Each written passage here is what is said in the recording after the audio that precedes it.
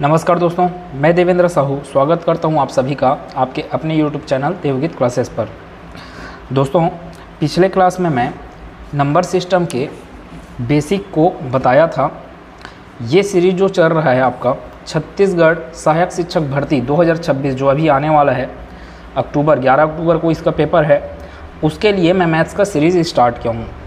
आपके जो सिलेबस में जो चीज़ें दी गई है उसके अकॉर्डिंग हम लोग क्वेश्चंस को हल करते जाएंगे। कथन कारण वाले भी प्रश्न मिलेंगे, कूट आधारित भी प्रश्न मिलेंगे आपको, और उन प्रश्नों को हल करने के लिए आपको बेसिक नॉलेज पूरा का पूरा होना चाहिए।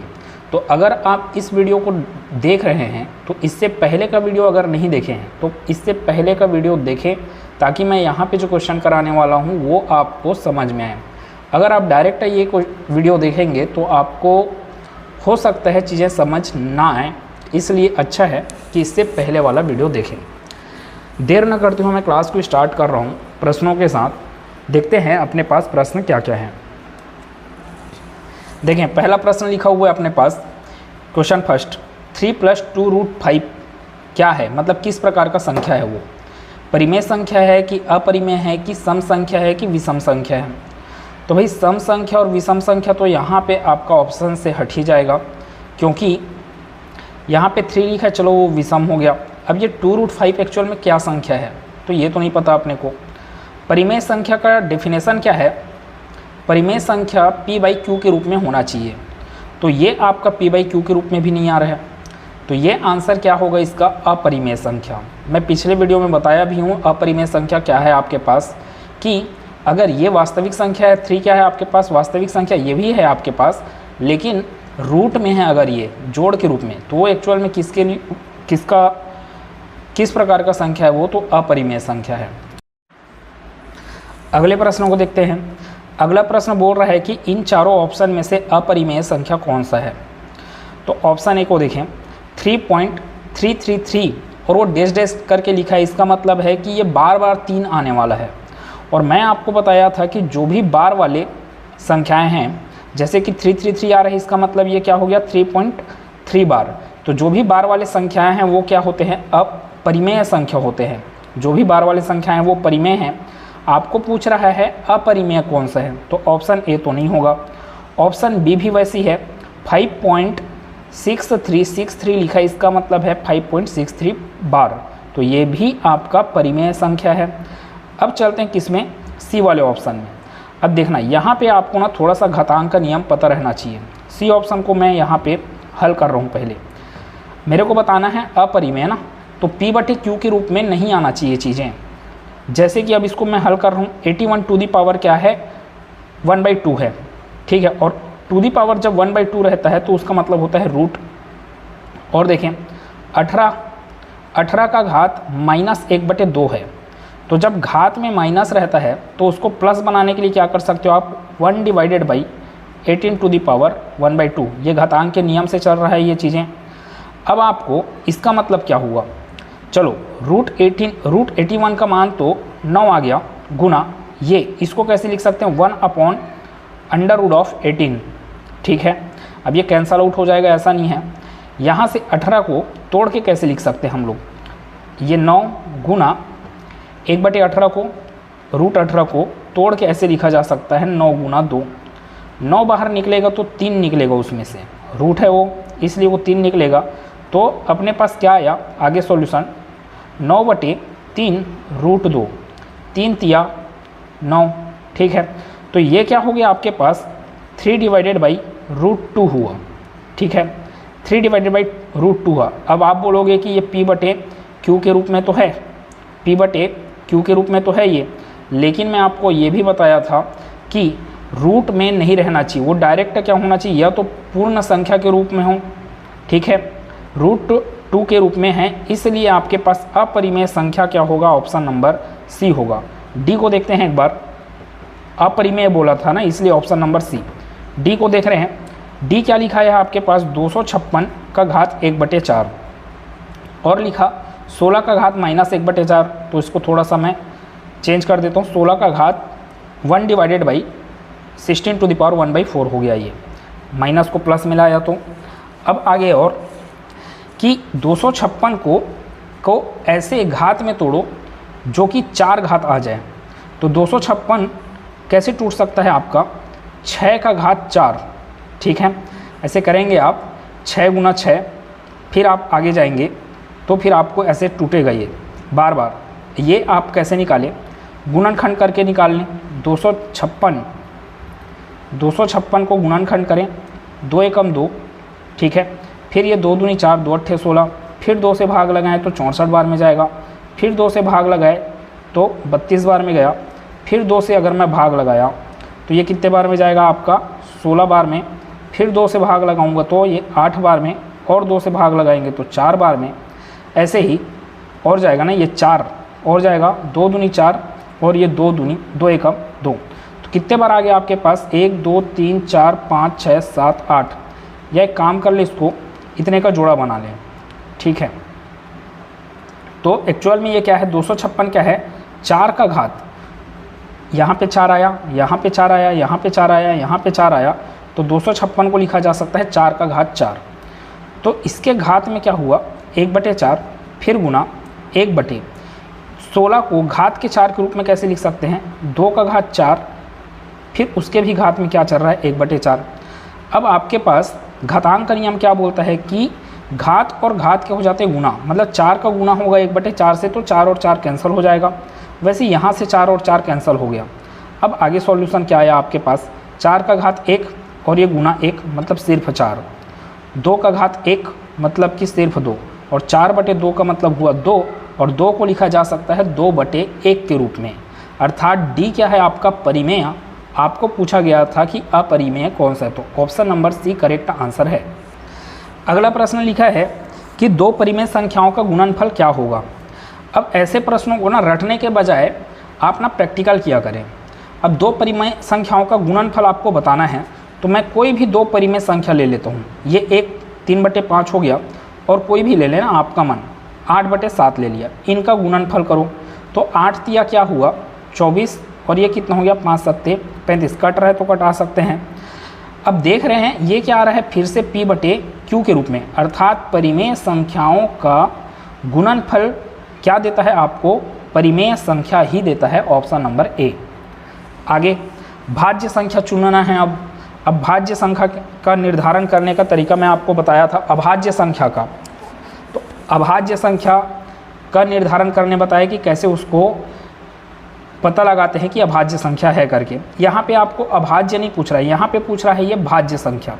अब भाज्य संख्या की परिभाषा आपको समझ में रहना चाहिए। भाज्य संख्या क्या होता है, जो अपने से और 1 से भाग जाने के अलावा और अन्य संख्या से भाग जा सकता है, किसी अन्य संख्या से। तो भाज्य संख्या निकालने के लिए आपको ना विभाज्यता का नियम थोड़ा दिमाग में रहना चाहिए। कहीं पर भी आपके पास सम संख्या नहीं है, अगर सम संख्या रहता तो वो तो 2 से भाग चले जाता, मतलब कि वही भाज्य होता। अब सभी के सभी विषम संख्याएं दिख रहा है यहाँ पे इन चारों ऑप्शन में, तो हमेशा ना आप क्या किया करें 3 से चेक किया करें। सबसे पहले 3 से भाग जाने का नियम क्या है, 3 से भाग जाने का नियम है अंकों का योग 3 से भाग जाए तो वह संख्या भी 3 से भाग जाएगा। जैसे कि 739 भाज्य संख्या है कि नहीं है ये पता करना है, तो आप ना एक काम करें, इसको 3 से कटाने का प्रयास करें। तो कटाने का नियम क्या है आपके पास 7 3 10, 10 और 9 19 हो गया। 19 3 से भाग नहीं जाता, इसलिए यह 3 से भाग नहीं जाएगा। 7 39, 7 1 8, 8 8 16 1 17, 17 3 से भाग नहीं जाता, इसलिए 719 भी 3 से भाग नहीं जाएगा। 7 और 9 16 हो गया, 16 3 से भाग नहीं जाता, इसलिए 709 भी 3 से भाग नहीं जाएगा। अब 729 लिखा है, तो 7 और 2 कितना हो गया 9, 9 9 कितना हो गया 18, 18 3 से भाग जाता है, अर्थात 729 भी 3 से भाग जाएगा। जो संख्या 1 और खुद के अलावा अन्य संख्या, जैसे अन्य संख्या 3 से चलेंगे ना, वो क्या कहलाता है आपका भाज्य संख्या। आपको भाज्य चुनना था, तो आंसर क्या हो गया यहाँ पे 729। क्वेश्चन नंबर 5 देखें। खाली स्थान एक परिमेय संख्या है, परिमेय पूछ रहा है ना आपको, ध्यान रखेंगे आपको क्वेश्चन में पूछा क्या है परिमेय संख्या है या परिमेय संख्या नहीं है। आपको अच्छे से देखना है कि वहाँ पे नहीं लिखा है कि है लिखा है। अब पढ़ के आ जाते, मतलब क्वेश्चन में आया रहता है कौन सा संख्या परिमेय संख्या नहीं है करके, और आप डील कर देते हैं कि वो पूछा है परिमेय संख्या करके। तो क्वेश्चन को ठीक से देखने का भी है।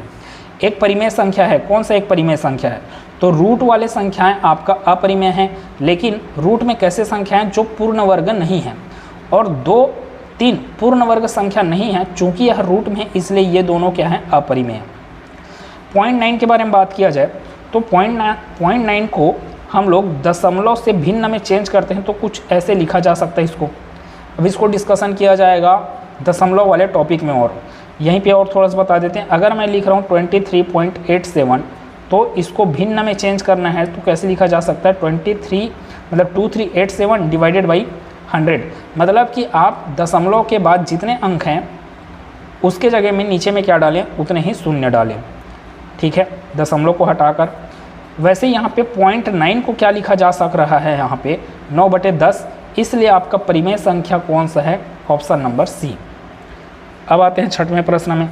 देखो ये चीज़ें आपको तभी समझ में आएगा जब इससे पहले का वीडियो आप देखे हैं, नहीं तो फिर इस वीडियो का कोई मतलब नहीं है फिर आपको। काल्पनिक संख्या क्या है पूछ रहा है, अब ध्यान से देखेंगे। 6वां प्रश्न, काल्पनिक संख्या।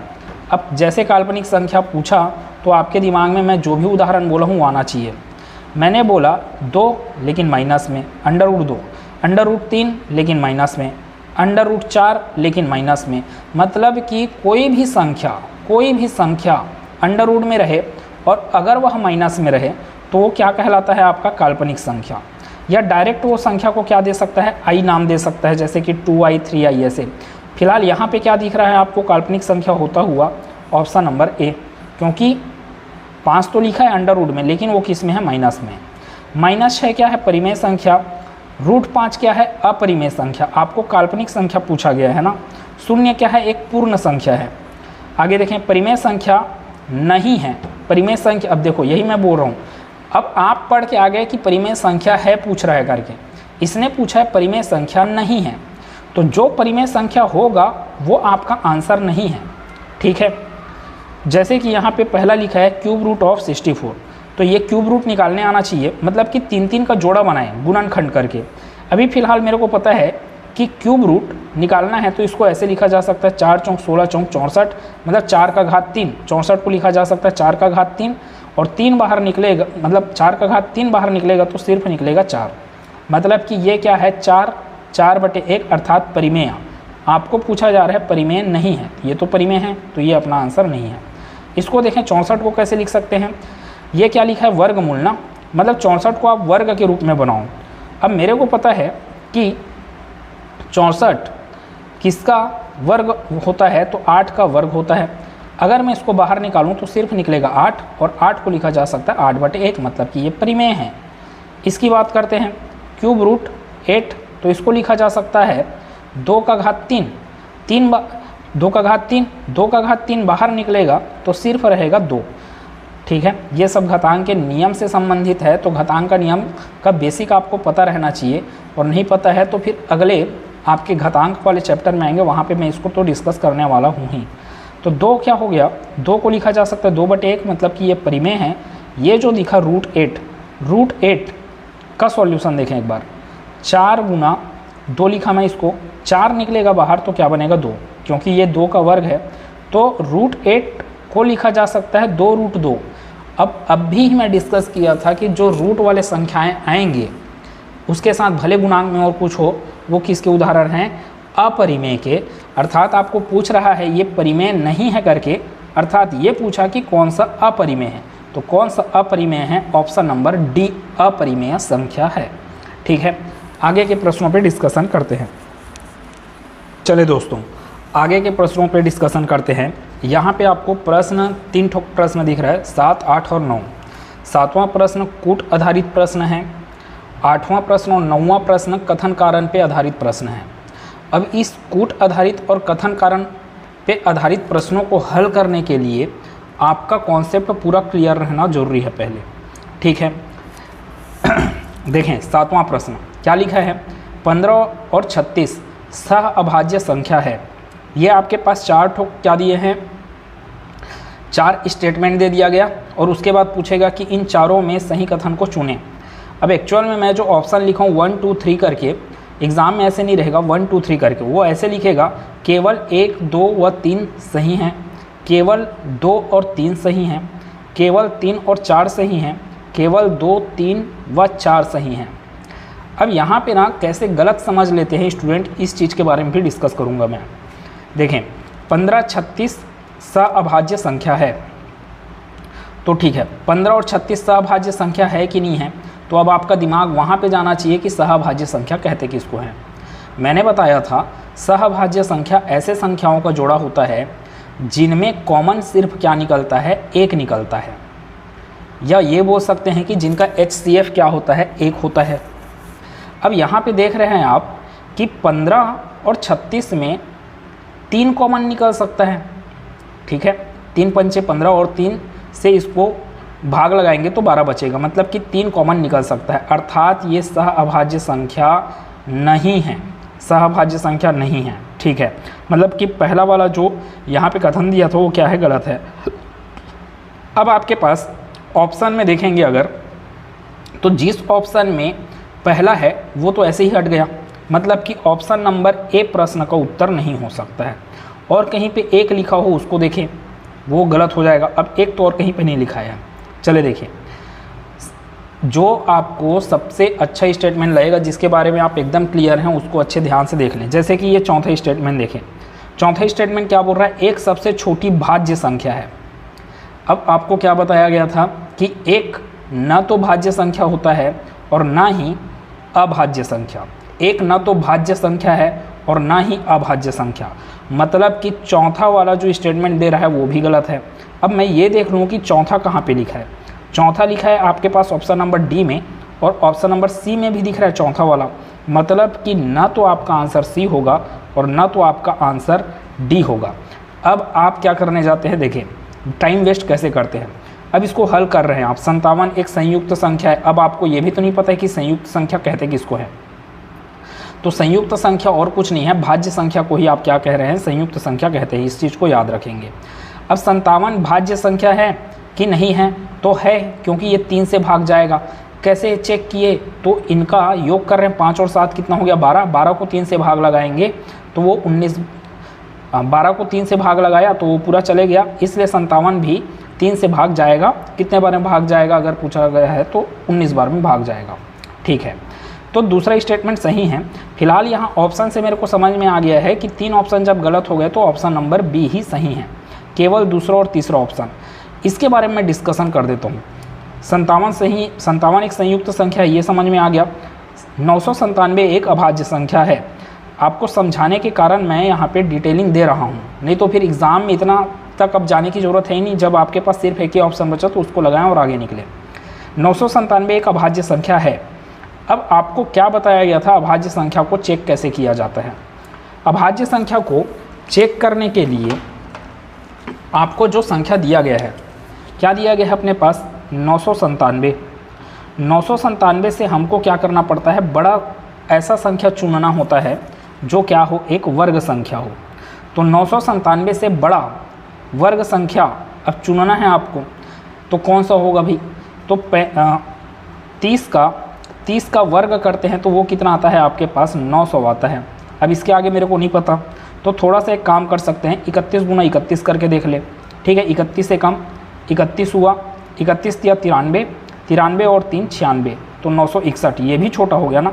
मतलब कि इसके आगे क्या आने वाला है, 32 का वर्ग, ठीक है। 961 से ज़्यादा ही आएगा, तो 32 का वर्ग, या फिर अच्छे से और करना चाहते हैं तो एक बार और कर लें, 32 का गुना 32 से करें तो ये कितना आएगा आपके पास। अच्छा, वैसे आपको याद रखना है कि 32 का वर्ग कितना होता है, 1024 होता है, ठीक है। ये एक्चुअल में 2 का घात 10 है, जो कि 32 गुना 32 के ही रूप में है। ये सब आपका घातांक वाले चैप्टर में और अच्छे से कवर होगा। तो 1024 एक्चुअल में क्या है आपके पास, 32 का वर्ग। आपको क्या चुनना रहता है बताया था, 32 से ऐसा छोटा संख्या चुने जो कि क्या हो, अभाज्य। उन अभाज्य संख्याओं से ये 997 अगर भाग चले गया तो 997 एक अभाज्य संख्या नहीं है। 32 से छोटा छोटा कौन सा आएगा, आप उसको नोट कर सकते हैं। आपका वो बिल्कुल भी भाग नहीं जाएगा किससे, 997। जैसे कि 2, 3, 5, 7 ऐसे करके आप लास्ट कहाँ तक जाएंगे, 31 तक ना। 31, तो उतने तक चेक करना है। 2 से, 3 से, 5 से, 7 से, 11 से, 13 से, 17 से, 19 से, फिर 23 से, फिर उसके बाद 29 आएगा और 29 के बाद आएगा 31। इन सब संख्याओं से अगर आप भाग लगाकर इसको देखना चाहते हैं तो देख सकते हैं। फिलहाल ये किसी से भाग नहीं जाएगा जितने संख्या मैं बोला, इसलिए आपके पास ऑप्शन नंबर बी इस प्रश्न का आंसर है कि केवल कथन 2 सही हैं और केवल कथन 3 सही हैं इसमें। ठीक है, कथन कारण वाले प्रश्नों में डिस्कशन करते हैं हम। अब देखें, कथन कारण वाला प्रश्न स्टार्ट कर रहा हूँ मैं। तो आपको क्या किया रहता है, एक कथन देगा और एक कारण देगा उसका, फिर उसके बाद आपके पास ऑप्शन रहेंगे, 4 ऑप्शन रहेंगे, जो कि आपको अभी स्क्रीन में दिख रहा होगा। 4 ऑप्शन कैसे कैसे रहते हैं। पहला ऑप्शन रहता है कथन व कारण दोनों सही हैं और कारण कथन की सही व्याख्या कर रहा है। फिर कथन व कारण दोनों सही तो हैं लेकिन कारण कथन की व्याख्या नहीं कर रहा है। तीसरा ऑप्शन रहेगा कथन सही है कारण गलत है। चौथा रहेगा कारण सही है कथन गलत है। तो अब इस प्रश्नों को कैसे डील करना है इस चीज़ों को देखें। आपको यहाँ पे लिखा है, कथन क्या लिखा है कि √5 एक अपरिमेय संख्या है। कारण लिखा √5 को 2 पूर्णांकों के भिन्न के रूप में व्यक्त नहीं किया जा सकता है। अब यहाँ पर आपको सबसे पहले ना ऑप्शन सी और ऑप्शन डी के बारे में सोचना है। मतलब कि अगर मान लो कथन गलत हो गया तो आपको ऑप्शन ए और ऑप्शन बी का झंझट ही नहीं रहेगा। कथन गलत हो गया मतलब कि कारण सही है, अर्थात ऐसा वाला ऑप्शन जिसमें कारण सही है कथन गलत है वो वाला सही हो जाएगा।